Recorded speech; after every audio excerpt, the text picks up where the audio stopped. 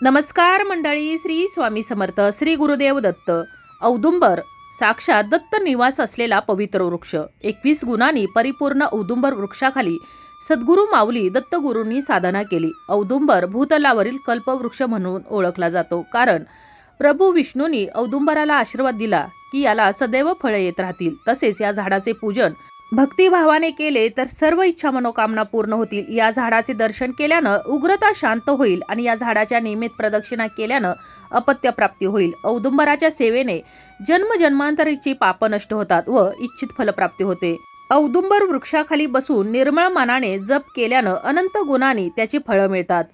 औदुंबर झाडाच्या 1,00,000 प्रदक्षिणा केल्यानं कुष्ठरोगासारखे भयंकर रोग देखील दूर होतात आणि या औदुंबराच्या सावलीत जपानुष्ठान केल्यानं आध्यात्मिक ज्ञानाची प्राप्ती होते आणि जपाचे अनंत पटीनं फळ देखील मिळतं. औदुंबराखाली पाणी ठेवून त्या पाण्यानं स्नान केल्यानं भागीरथी नदीत स्नान केल्याचं पुण्य प्राप्त होतं. औदुंबराची सेवा केल्यानं धनधान्य, संपत्ती, आरोग्य व सर्व प्रकारचे ऐश्वर्य प्राप्त होतं. तर अशा या अत्यंत पवित्र औदुंबर वृक्षाची आपल्याला एक वस्तू आपल्या जवळ नेहमी ठेवायची आहे, जेणेकरून दत्तगुरूंचा कृपाशीर्वाद आपल्यावर सदैव राहील आणि आपल्या सर्व इच्छा मनोकामना पूर्ण होतील. त्याचबरोबर आपल्यावरची जी संकट आहेत तर ती देखील दूर होतील. आता ही औदुंबर झाडाची कोणतीही वस्तू आपल्या जवळ नेहमी ठेवायची आहे याविषयीची मी तुम्हाला पुढे माहिती सांगणारच आहे. त्यापूर्वी चॅनलवर जर नवीन असाल तर चॅनलला सबस्क्राईब करा, जेणेकरून आपले असेच येणारे नवनवीन माहितीमय आणि भक्तिमय व्हिडिओ तुमच्यापर्यंत पोहोचत राहतील.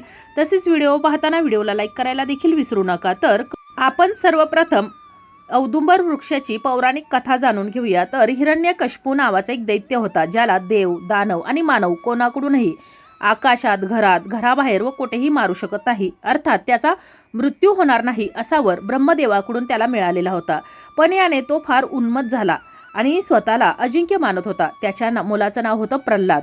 तो विष्णू भक्त होता. सतत विष्णूचे नामस्मरण करत असल्यामुळे हिरण्यकश्यपूने अनेकदा त्याला ठार मारण्याचा प्रयत्न केला, परंतु सुदैवाने ते काही शक्य झालं नाही. अखेर कंटाळून हिरण्यकश्यपू प्रल्हादाला म्हणाला की तुझा रक्षक देव कुठे आहेस सांग. तेव्हा बालक म्हणाला की ते चराचरात सर्वत्र आहेत. त्यावर हिरण्यकश्यपू म्हणे की या खांबात आहे का. तर बालक म्हणाला होय. हे ऐकताच संतापाच्या भरात हिरण्यकश्यपूने त्या खांबाला जोरानं लाथ मारली. तेव्हा त्या खांबातून वरचा भाग सिंहाचा आणि खालचा भाग मानवी शरीरासारखा अशा नृसिंह स्वरूपास भगवान श्री हरिविष्णू बाहेर पडले. त्यांनी आपल्या प्रखर नखाने हिरण्यकश्यपूला महालाच्या उंबरठ्यावर आपल्या मांडीवर ठेवून त्याचं पोट फाडून त्याला ठार मारलं. अशा रीतीने भक्त प्रल्हादाला छळणाऱ्या असुराचा वध झाला. परंतु त्या दैत्याच्या पोटातील कालकूट विष त्या नरसिंहरूपी विष्णूच्या नखात भरले आणि त्या नखांचा दाह होऊ लागला. यावर देवी महालक्ष्मीने जवळच्याच औदुंबराची पिकलेली फळं आणून त्या श्री नरसिंहांना आपली नखं खुपसवायला लावली. त्या औषधाचा परिणाम झाला व नरसिंहाच्या नखांचा दाह शांत झाला. याने उग्र रूप नरसिंह शांत झालाच तेव्हा भगवान श्री हरी विष्णू देवी लक्ष्मीवर प्रसन्न झाले आणि त्यांनी औदुंबराला आशीर्वाद दिला की हे औदुंबर वृक्ष आपल्यावर सदैव फळे येतील आणि आपले नाव कल्पवृक्ष असं प्रसिद्ध होईल. आपली पूजा सेवा करणाऱ्याच्या सर्व इच्छा मनोकामना पूर्ण होतील. आपल्या नियमित प्रदक्षिणा घातल्याने अपत्य प्राप्ती होईल. याच कारणामुळे औदुंबराला भूतलावरील कल्पवृक्ष म्हटलं जातं. तर या कल्पवृक्षाचे अनेक उपाय देखील केले जातात. असाच एक उपाय आपल्याला करायचा आहे. तर मी तुम्हाला जो उपाय सांगणार आहे तर तो कोणत्याही गुरुवारी तुम्ही केला तरी देखील चालेल. तर सर्वप्रथम उमराच्या झाडाच्या पूजेचे सर्व साहित्य घ्यायचं आहे. यामध्ये अखंड अक्षदा घ्यायच्या आहेत आणि त्या हळदीनं पिवळ्या करून घ्यायच्या आहेत.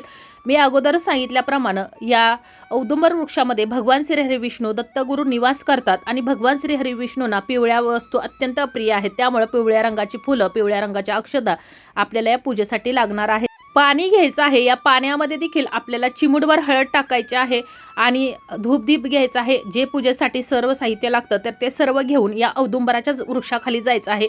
उपाय करताना तुम्ही सकाळी करू शकता किंवा संध्याकाळी 5 ते 6 या दरम्यान देखील करू शकता. कोणत्याही गुरुवारी हा उपाय केला तरी चालणार आहे. त्या ठिकाणी गेल्यावर सर्वप्रथम तर आपल्याला उमराच्या झाडाची विधिवत पूजा करायची आहे. हळदी कुंकू, अक्षदा, फुलं व्हायची आहेत. धूपदीप दाखवायचा आहे आणि त्यानंतर हे जे पाणी आणलेलं आहे तर ते पाणी 11 या उमराच्या झाडाला प्रदक्षिणा घालत पाणी घालायचं आहे. 11 प्रदक्षिणा घालायच्या आहेत आणि प्रदक्षिणा घालताना अवधूत चिंतन श्री गुरुदेव दत्त या मंत्राचं जप करत या प्रदक्षिणा घालायच्या आहेत. हे पाणी घालायचं आहे आणि यातील थोडंसं पाणी वाचवून ठेवायचं आहे. हे जे पाणी आहे तर ते घरी आणायचं आहे आणि संपूर्ण घरामध्ये उंबरठ्यावरती दरवाजावरती आपल्याला शिंपडायचं आहे, जेणेकरून आपल्या घरामध्ये जी निगेटिव्हिटी नकारात्मकता आहे तर ती दूर होणार आहे. त्याचबरोबर घरामध्ये सुखशांती देखील टिकून राहणार आहे. त्यानंतर या वृक्षाखाली बसून भगवान श्री हरिविष्णूंचं ओम नमो भगवते वासुदेवाय नमः या मंत्राचा जप करायचा आहे.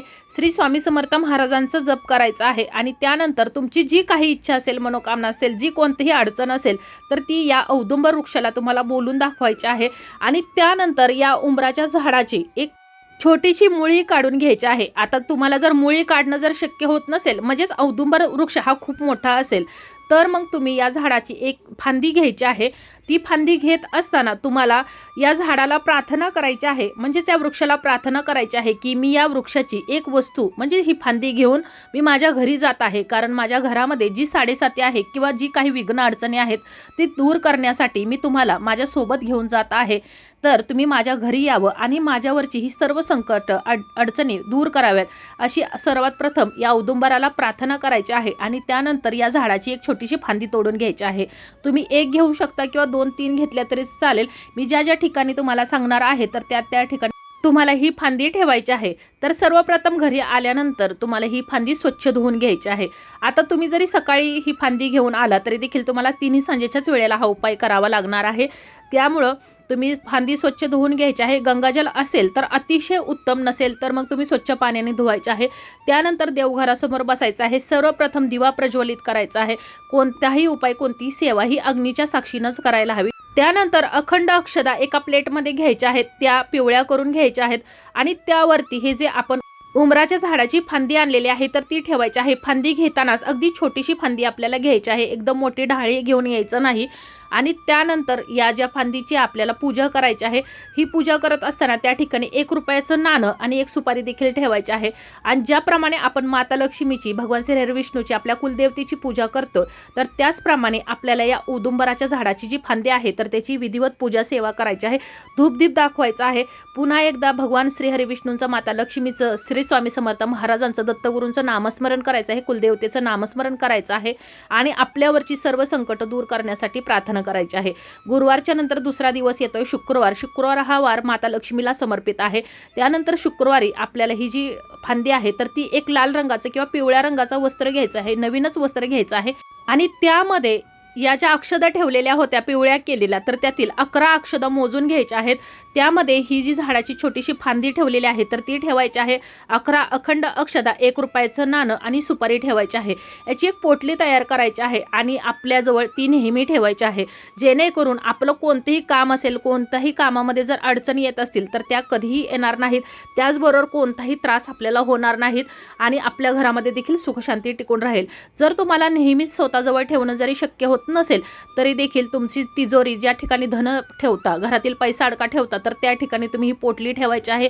किंवा तुमचा जर व्यवसाय असेल तर व्यवसायाच्या ठिकाणी तुम्ही ही पोटली ठेवू शकता. जर तुम्हाला कोठेच ठेवणं शक्य होत नसेल तरी तुम्ही देवघरामध्ये ही पोटली स्थापन करायची आहे आणि ठेवत असताना या खाली प्लेटमध्ये अखंड अक्षदा ठेवायच्या आहेत, त्यावरती ही पोटली ठेवायची आहे. तुम्ही एखाद्या महत्त्वाच्या कामासाठी जात असाल तर त्यावेळेला ही पोटली तुमच्या सोबत ठेवायची आहे. कितीही मोठी अडचण असेल, विघ्न असेल, संकट असेल तर ती यामुळे दूर होण्यास मदत होणार आहे.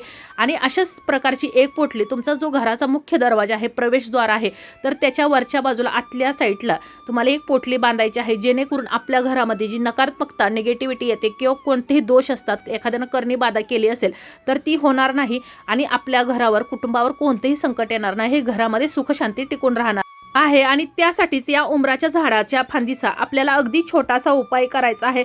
उपाय करत असताना आपल्याला भगवंताचं नामस्मरण करायला विसरायचं नाही. मनापासून आणि श्रद्धेने हा उपाय करायचा आहे. त्याचबरोबर ही जी फांदी आहे तर ते देवाचं स्वरूप आहे, त्याच्यामुळे त्याचा उपाय करताना आपल्याला व्यवस्थित करायचा आहे. कोणत्याही चुकीच्या पद्धतीने हा उपाय करायचा नाही. जर तुम्ही चुकीच्या पद्धतीने उपाय केला तर मग तुम्ही केलेल्या या उपायाचं तुम्हाला फळ तर प्राप्त होणारच नाही, उलट त्याचे तुम्हाला गंभीर परिणाम भोगावे लागू शकतात.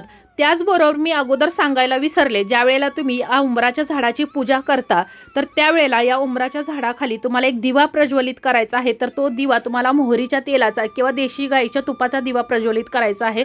या दिव्यामध्ये देखील पिवळी मोहरी चिमूटभर, त्याचबरोबर चिमूटभर हळद टाकायची आहे आणि कालाव्याची वात लावायची आहे. कालाव्याची नसेल तर जोडवात लावून तुम्हाला हा दिवा सर्वप्रथम प्रज्वलित करायचा आहे आणि त्यानंतर औदुंबराची पूजा करायची आहे आणि त्यानंतर जो मी उपाय सांगितलेला आहे तर तो करायचा आहे. त्याचबरोबर उंबराच्या झाडाला जर नियमित पाणी घातलं तर आणि त्याखाली जर दिवा प्रज्वलित केला मोहरीच्या तेलाचा तर तुमच्या कुंडलीमध्ये जो शुक्र ग्रह आहे तर तो बलवान होतो. यासोबतच पैशासंबंधित ज्या काही आर्थिक समस्या असतील तर त्या देखील दूर होतात. वास्तविक शुक्र हा संपत्ती आणि ऐशोआरामाचा ग्रह मानला जातो. असं म्हणतात की ज्याच्या कुंडलीत शुक्र ग्रह मजबूत स्थितीत असतो तर त्याला धन आणि ऐश्वर यांची कधीही कमतरता नसते. पण ज्यांच्या कुंडलीत शुक्र कमकुवत असतो तर तिथं दारिद्र्य, आर्थिक समस्या आणि तंगी कायम राहते. आपल्यावर, आपल्या कुटुंबावर सदैव दत्तगुरूंची, श्री स्वामी समर्थ महाराजांची, लक्ष्मी मातेची कृपा राहावी यासाठी दररोज या औदुंबराला पाणी घालायचं आहे, दिवा प्रज्वलित करायचा आहे, 11 प्रदक्षिणा घालायच्या आहेत आणि या झाडाखाली बसून श्री अवधूत चिंतन श्री गुरुदेव दत्त या मंत्राचा जप करायचा आहे. त्याचबरोबर श्री स्वामी समर्थ महाराजांचा जप करायचा आहे. यामुळं घरामध्ये सुख शांती टिकून राहते आणि घराची भरभराट देखील होते. घरामध्ये कोणतंही अडचण विघ्न येत नाही. तसेच प्रेमविवाहात जर अडथळे येत असतील किंवा जमिनीशी संबंधित किंवा संपत्तीशी संबंधित जर काही अडचणी असतील तर त्या दूर करण्यासाठी कोणत्याही गुरुवारी या उंबराच्या झाडाची पूजा करायची आहे आणि तिथली थोडीशी माती आणून आपल्या घरातल्या कुंडीमध्ये ठेवायची आहे, टाकायची आहे. तुळशीच्या कुंडीमध्ये टाकली तर देखील चालेल आणि या तुळशीची पूजा करताना या औदुंबराच्या झाडाखालची जी माती आहे तर त्याची देखील पूजा करायची आहे, जेणेकरून आपल्या संपत्ती संबंधित किंवा आपल्या विवाहामध्ये जे अडथळे येत असतील तर ते देखील दूर होण्यास मदत होणार आहे. तर अशा प्रकारे मी तुम्हाला जो हा उपाय सांगितलेला आहे औदुंबराच्या झाडाच्या फांदीचा, तर ही फांदी आपल्या घरी आणण्यापूर्वी तिची विधिवत पूजा करायची आहे, औदुंबराची पूजा करायची आहे आणि त्यानंतरच ही फांदी घरी आणायची आहे. पुन्हा देवघरामध्ये ठेवून विधिवत त्याची पूजा करायची आहे, सेवा करायची आहे. ही जी फांदी आहे तर ती अभिमंत्रित करायची आहे आणि त्यानंतर तुम्हाला मी सांगितलेल्या ठिकाणी तुम्हाला ठेवायची आहे. तुम्ही स्वतःजवळ ठेवू शकता किंवा तुम्ही देवघरात ठेवू शकता, तिजोरीमध्ये ठेवू शकता. तुम्हाला ज्या ज्या ठिकाणी ठेवणं शक्य आहे तर त्या ठिकाणी ठेवायचं आहे. तुम्हाला जरी जवळ ठेवणं शक्य होत नसेल तरी देखील एखाद्या महत्त्वाच्या कामासाठी जात असाल, ते काम पूर्णच होत नसेल तर त्यावेळेला तुम्ही ही फांदी आणि हे 1 रुपयाचं नाणं, सुपारी, ही जी पोटली छोटीशी तयार केलेली आहे तर ती सोबत ठेवायची आहे. अगदी साधा सोपा उपाय आहे परंतु अत्यंत प्रभावी उपाय आहे. उपाय करताना मनापासून श्रद्धेने करायचा आहे. दत्तगुरूंचं नामस्मरण करायला विसरायचं नाही, स्वामी महाराजांचं नामस्मरण करायला विसरायचं नाही. कोणतीही सेवा असेल, कोणताही उपाय असेल तर तो मनापासून आणि श्रद्धेने केला तर त्याचं आपल्याला निश्चित फळ प्राप्त होत असतं. फक्त उपाय करताना मनापासून आणि श्रद्धेने करायला हवा आणि कोणताही उपाय करताना ज्या काही वस्तू आपण घेतो तर त्या अखंड घ्यायला हवेत, जेणेकरून आपण केलेल्या सेवेचं, केलेल्या उपायाचं आपल्याला अखंड फळ प्राप्त होतं. तर अशा प्रकारे आज आपण या व्हिडिओमध्ये औदुंबराच्या झाडाची एक वस्तू आपल्याजवळ नेहमी ठेवायची आहे याविषयीची अगदी थोडक्यात पण महत्त्वाची माहिती जाणून घेतलेली आहे. तर हा व्हिडिओ, ही माहिती तुम्हाला कशी वाटली कमेंट करून जरूर कळवा. माहिती आवडली असेल तर व्हिडिओला लाईक करा, चॅनलला सबस्क्राईब करा आणि हा व्हिडिओ जास्तीत जास्त शेअर करा. काही समस्या असतील कमेंटमध्ये विचारू शकता. धन्यवाद.